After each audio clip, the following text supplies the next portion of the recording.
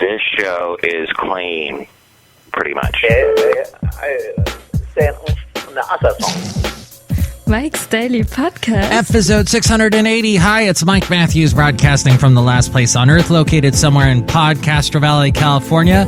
Today, Madame Rootabega, Valentino, Bison Bentley, plus the return of the much-loved segment Into an Interview, where I speak to Sivian Gur-Arieh of the Oakland band Everyone Is Dirty, and she teaches me how to say her name. And what's this going on with Mike's Daily Podcast? The Russians are selling us rockets? No, it's not a myth. Mike's Daily Podcast. That has to do with our military and American corporation who's getting sued. This is something, I don't know. Tell me if this is rude, but last show, the brewmaster asked me to go into the bathroom with him. He's a grown man. I don't think he needs any help, and I'm not that close of a friend. So, I don't know. It's just, it kind of weirded me out here. Mike's Daily Podcast. That was my John Travolta impression, and I hope you liked it. No more impressions on this show. Mike's But I would like to say, Daily Bruno Mars. Podcast. What a voice that guy has. Yeah! But why does he have to sing so high all the time? He strains his voice. He's going to have so many nodes. I'm worried about him. Bruno, sing lower. And don't get nodes. You don't have to be a screaming high-end Axl Rose. Axl Rose doesn't sing anymore. He's burned himself out. And all that money has burned him out. And all that attention he got from Lana Del Rey burned him out. You know, living in that mansion and releasing, what was that, the China Democracy Conspiracy album thing that didn't do as well as everyone was saying it would. But that's news from 5 years ago. Bruno Mars is now. Actually, he's not really now anymore, is he? But his songs get played a lot on the radio, on your adult contemporary stations, and he's more of a showman. It's more of like you watch the Bruno Mars, like at the Super Bowl. He puts on a great show. But what is not a good show is Marvel's Agents of S.H.I.E.L.D. I have been following the show since the beginning, since it debuted last September. And it has this team. They are Agents of S.H.I.E.L.D., which is a Marvel Comics. If you've seen any of the movies, there's that organization called S.H.I.E.L.D. And these people are dealing with superheroes and strange and villains and things. And there's all this conspiracy and soap operatic stuff going on. And now one of the lead characters turns out to be this murderous villain. And I'm like, what? So they basically need to get rid of this guy. Because he's like killing people. He just killed the character played by Patton Oswalt. Patton Oswalt, the comedian who appears in every single movie and TV show these days. He gets so much work. Good for him. But his role on Agents of S.H.I.E.L.D. has ended. And I'm just so frustrated because I can't stop watching this show. It's like any of those other Joss Whedon shows. Once I start them, I can't stop. Ooh, sucks you in. And then I think, did they not air one of the episodes? Because I'm suddenly completely lost. There's so much stuff that happened that I'd like, did they put some of what happened with the characters in the movie with Captain America that just came out? Because I know they're doing that kind of crossover thing. So I'm all confused and upset. And I'm full of emotion. Look who just walked in. Hello, my masters. This is Madame Rootabega, and Bruno Mars has such a beautiful voice, just like me. Oh, yeah. You two should do maybe a duet together and cause the entire world to lose its hearing. Okay. Look who else just walked in. Hello there, Mike. This is Valentino, the parking attendant. And this is Bison Bentley. Do you know that? Mike, we noticed that you look a little bit tired there. Yeah, before I did the show today, I did a bunch of gardening. It's that time of year here in California, in Northern California. The hills are still green and beautiful, but it's starting to dry out, and I don't water my front lawn at all, especially now that we've got a drought going on. So stuff is starting to get brown, and I just went through and weed-whacked a bunch of it, hedged a bunch of stuff. And I was out there for about 2 hours, and it's hot. It's like in the 80s, which it hardly ever gets into the 80s around here. And I'm just pretty tired right now. I don't mind telling you. Yeah, I can tell. How can you tell, Valentino? Because you are completely hanging on my shoulder, Day. I am. Support me, please. Be my friend.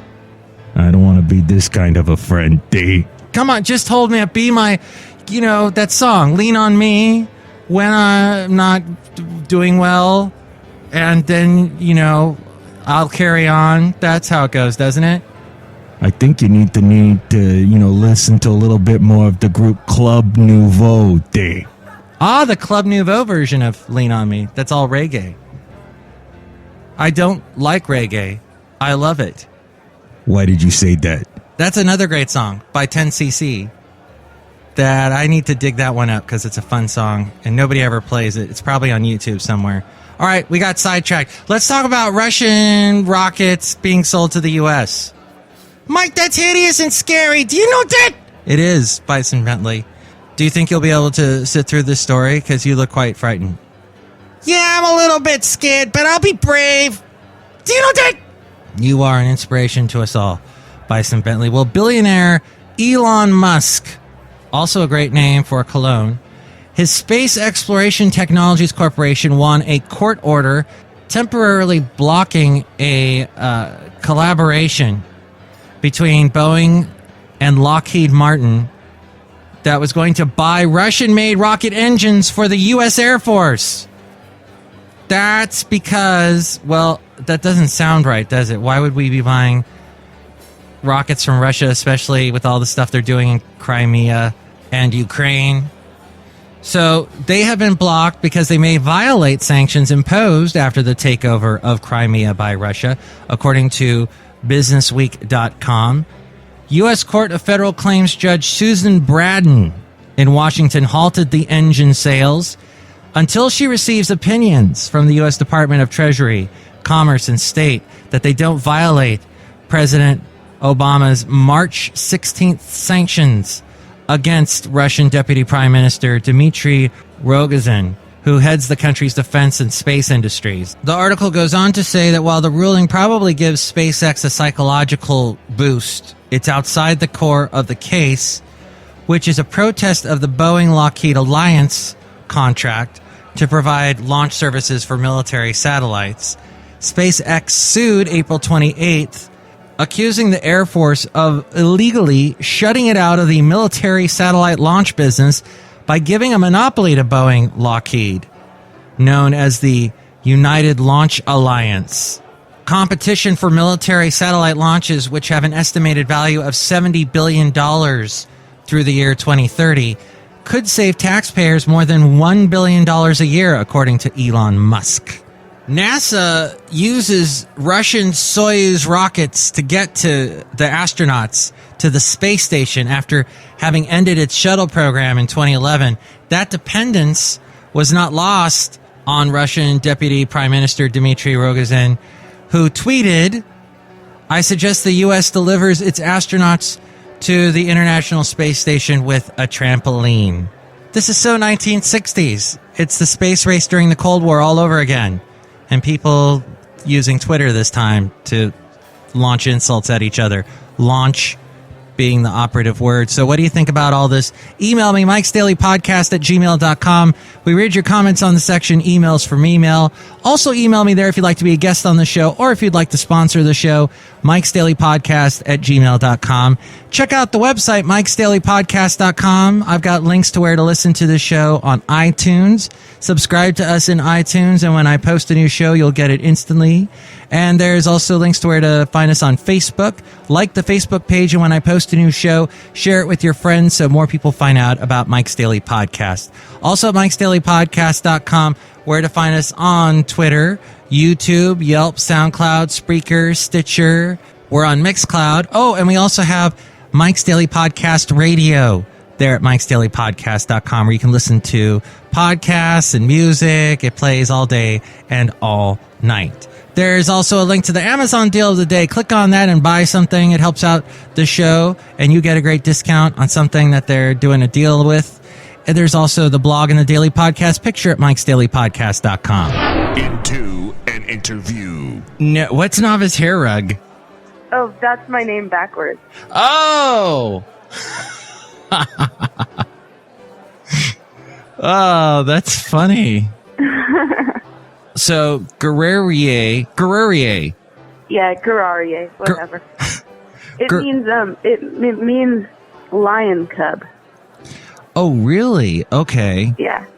Tarara boomsie. That's what I was thinking of. Okay, so we're talking to Sivian Gur-Arieh. Hello, Sivian. Hello. How's it going? Good. I'm in Castro Valley. Beautiful Castro Valley. Yes. Sweet. And you are in Oakland. Okay. Not too far away. And I just took my dog for a walk, and he is huffing and puffing. I don't know if you can hear him, but he just passed out on the cold tile floor. So hopefully he'll be quiet for the rest of the interview. He said to me, let's go for a walk. And I said, it's hot out there. You don't know what you're asking. And so we went out there for about 20 minutes, and he's like, oh, I'm hot. So, yeah. It's a scorcher. It is for us, isn't it? In the 80s. Yeah. Sivian? It's probably hotter out there even in Castro Valley. Yeah, because we don't get the breezes off the bay like you do. Yeah. But do you like Oakland? I love it. It's a neat town, isn't it? It is. It's got trees and vegetable gardens and hippies and all kinds of stuff. Yeah. Everything you need. It's right there. Everything you need. So I'm talking with Sivian Gur-Arieh. Did I say it right? Right. Of Everyone is Dirty. It. Yay, I did it right. And yes, she is in Oakland. How would you describe Oakland to the rest of the world? Oakland is a sunny, friendly, down-to-earth place. Across the bridge from San Francisco, there's space. There's really good music, good venues. I love Oakland. That's right. We do have. Go ahead. There's vegetable gardens. And I don't. Do you get to eat a lot of stuff from those vegetable gardens? I don't think I've had anything yet from any. There's really good tacos too, if you know where to find them. Oh, where can I find them? If you go on International Boulevard in East Oakland by Fruitvale, there's some good places. Ooh. By the Fruitvale BART station. Yes. Okay. Yeah. I will check that out. You are the second person to tell me that, so I will check that out. Very cool. And it is a lot of vegetable gardens growing in Oakland. Well, there are some, yeah. What do Oaklanders think of Castro Valley? Well, I can't speak for all Oaklanders, but I can speak for myself. My friend, I have a friend who used to live in Castro Valley, and I used to go visit her there. And I thought it was a great place. It's sunny. I mean, what else can I say? I don't even know what else to say about it. What do you think about Castro Valley? It's warm. It's warmer because it's kind of sheltered from the bay, and it's I guess it's hugging that 580. So yeah, people here just hop on that and go to inland towards Stockton or whatever, and Sacramento, where they head over to the bay. And where's the best place to hike nearby? I'm asking you all these Oakland questions. Yeah. Where's the coolest place to hike for you nearest to you? I like Tilden Park. Oh, that's beautiful. It is beautiful. And there's a place up on Skyline Boulevard, up in the hills, Joaquin Miller Park. I've is been really there. Nice too. Have you been there? Yes, with my dog. I think last month. What's your dog's name? Basil Rathbone, the boxer. Wait, Razzle? Basil. Did you ever see Austin Powers? Yeah. And his boss is named Basil, and Austin would be like, Basil. "Oh, Yes. Basil." Yeah. So I'm like, if we're gonna get a boxer, I want to name him Basil. He likes it. Oh, so you spoil your dog because you take him to the best hiking places, right? I think that's what is fun about having a dog is you can take him places like that, and and watch him chase turkeys. I don't know if that angers you if he does that, but he occasionally will. He never catches them, but the turkey's like blah, blah, blah, blah, and they fly away. That sounds like hours of entertainment. And then you're getting good exercise because you're trying to keep up with them, and it's fun. Walking down. Sounds like fun. You can chase turkeys too. Yes. And I get so mad at those turkeys. Makes me want to eat them. But I would never do that. Actually, I would. So tell me about the creation of the band Everyone is Dirty. Well, it started out with me and Chris. That'd be Christopher Daddio? That would be Mr. Daddio. And we met while I was in film school, and I was finishing up my thesis film, and a friend introduced me to him because I needed a film score. I needed someone to help to do the mixing and the film score. So he introduced us, and we did that.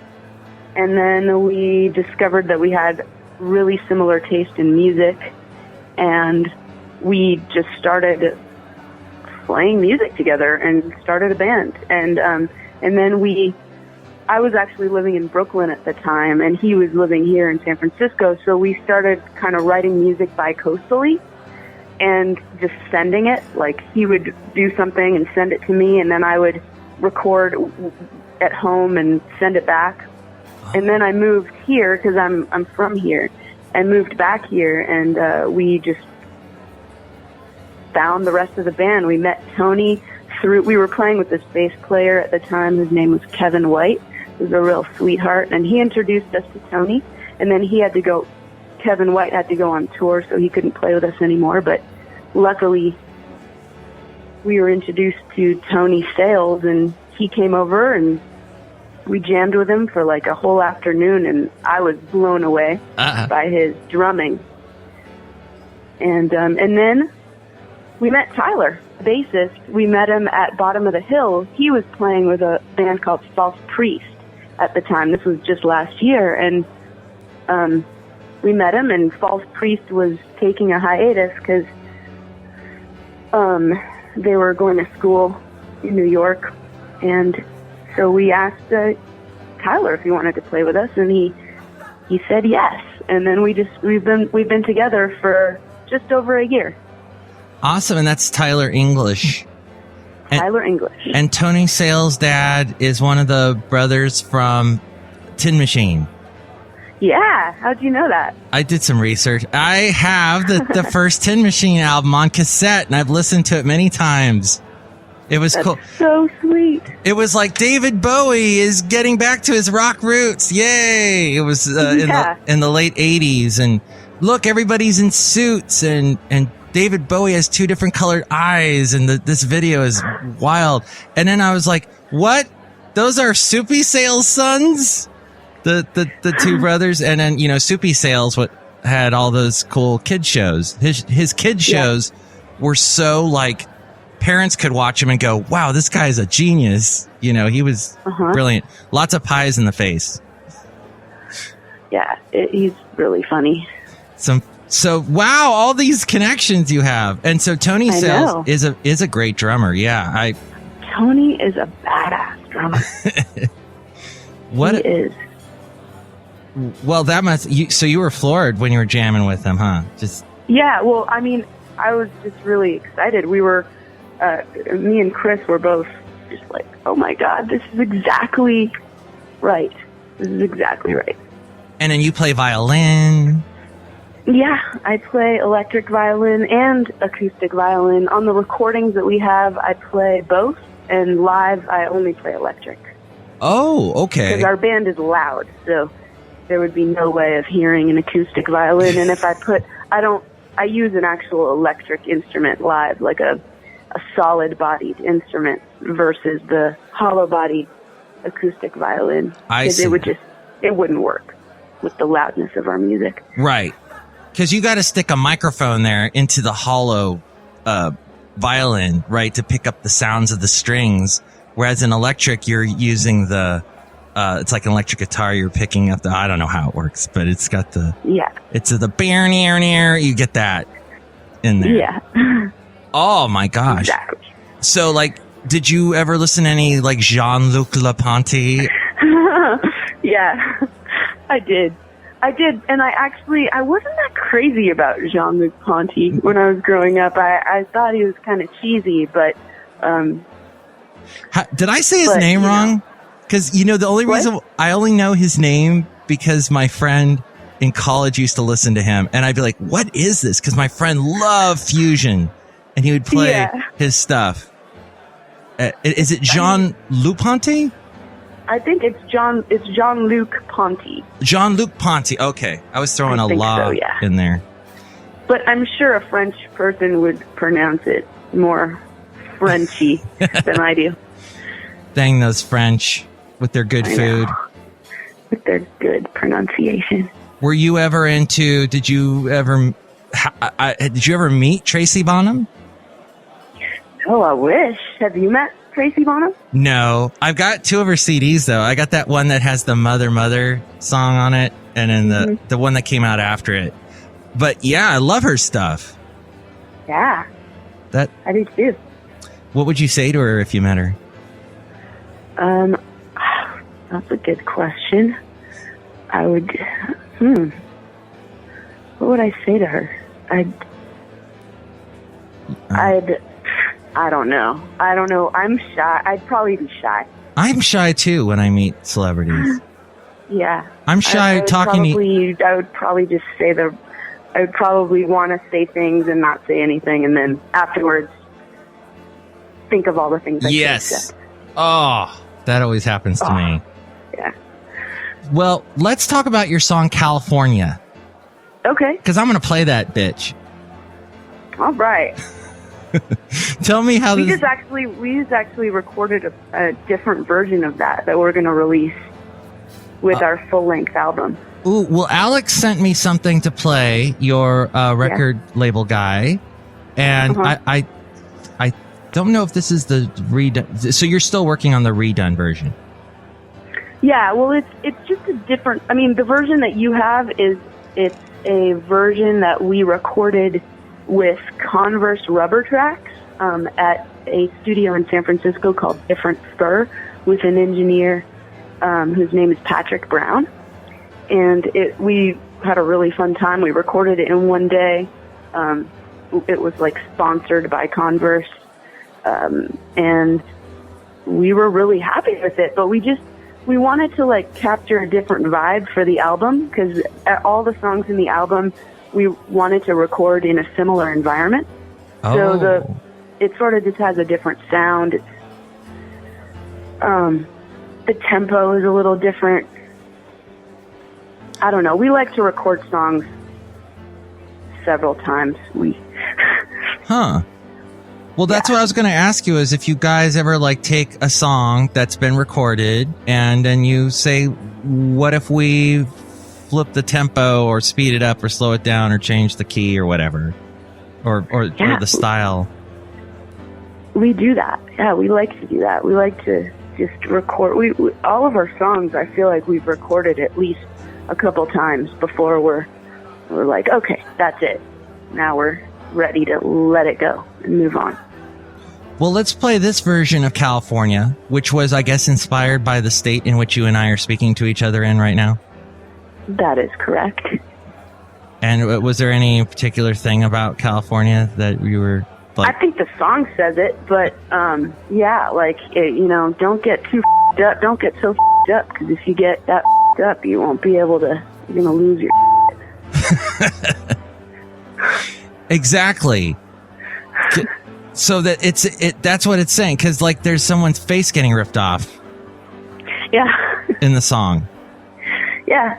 So be I careful. mean, I think this song is it's kind of about being in love, but also being wasted. Right. Okay. And being in love is like being wasted, isn't it? It is. It's an out of control experience. Well, it's the band Everyone Is Dirty. I'm talking to Sivian Gur-Arieh. Was I even close that time? I think I just like I like it, whatever it is. It's hot. Okay, I'm sticking with it. When somebody says something I do is hot, I stick with it. All right. Well, Sivian, let's play your song. It's Everyone Is Dirty and their song California, the most recent version of that on Mike's Daily Podcast. I was sitting on a park bench, waiting for you to put your heart back on. And I wanna cut your face up and sew it back together like a dress and put it on. Put it on. Put it on.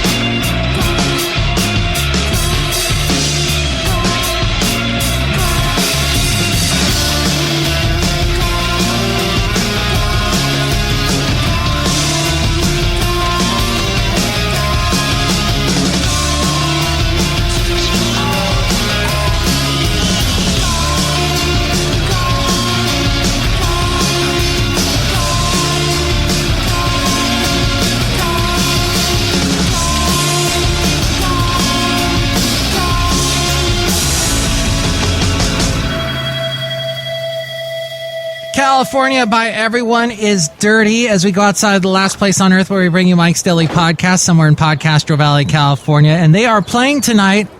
That's only in a couple of hours, so I don't know if you'll get this in time, but they are playing tonight at the Makeout Lounge in San Francisco. And they are going to be on June 1st playing the local stage at BFD at the Shoreline Amphitheater.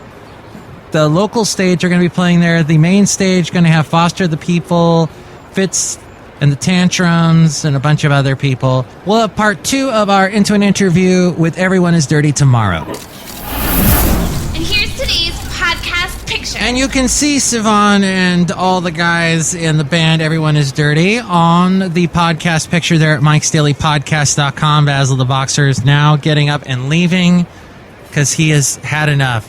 He's leaving the outside here, the last place on earth. Go ahead, Basil. That doesn't give me a complex or anything like that. Check out that picture, MIKEs-DAILY-PODCAST.com. Michael Matthew, Bruno Mars does not want to sing with me, but he did tell me that he'll give me one of his nodes for free. His nodes? Yes, Michael Matthew. You don't want his nodes. You don't want anybody. You don't want to have your own nodes. Nodes are bad. They have to like shoot them off with a little laser beam. It's what they did to Elton John. Michael Matthew, it was like he had a candle in his windpipe. Oh, because of the fire from the laser shooting and evaporating the nodes? Yeah, okay, whatever. Tomorrow we will bring you part 2 of the Into an Interview with the band Everyone is Dirty and Sivian Gur-Arieh. And we'll also hear from Chely Shoehart, Floyd the Floorman, and John Deere the Engineer. Mike, how come Obama hates America so much that he will not allow us to buy Russian rockets? That sentence just... Yeah, Mike, answer that question while we have a tea party. Do you know that? Yes, you guys are part of the tea party. No, we're really having a tea party. Would you like some tea? It's a little hot to have tea. Is it iced tea? No. And you want a biscuit? The English called cookies biscuits. You're giving me actual biscuits and gravy and hot tea. All this is not conducive to this hot weather we're having. Come on, Mike, eat it. No. You can't make me. I just did all this really heavy gardening. I'm hot. I don't want hot biscuits and hot tea. Iced tea and biscuits, though, that's very southern. That's cool. I'll go with that.